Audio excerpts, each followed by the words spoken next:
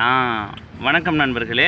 நீரிழிவு நோயாளிகள் தன்னுடைய மெய் உணர்தல், சுவை, ஒளி, ஊர், ஓசை, நாற்றம் எல்லாமே குறையுது. அதில் ஊறுதல் ரொம்ப அப்படின்னா மெய் உணர்தல், உணர்ச்சி குறையுது.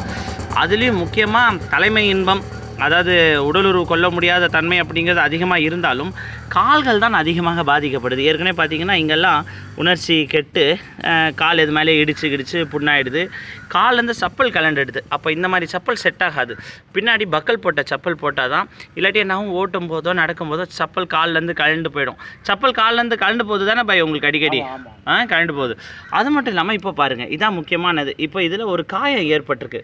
இந்த காயம் ஏற்பட காரணம், இப்போ சாதாரணமாக வைங்க பை, காலை ஓட்டும்போது இதில் கான்டாக்ட் ஆகிடுது.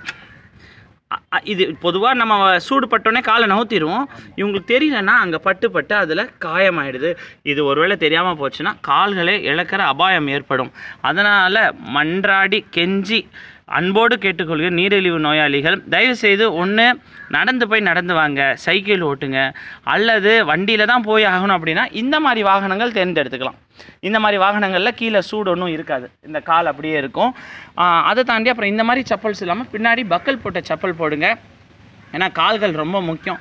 நம்ம காலுக்கு நிறைய பழமொழிகள் சொல்லியிருக்கோம். நான் இது மாதிரி இருந்தால் உன் வாசப்படியை மிதிக்கவே மாட்டேன், நான் ஒரு இதாக இருந்தால் உன் என் காலை வைக்கவே வைக்காத அப்படின்னு நம்ம நிறைய சொல்கிறோம்.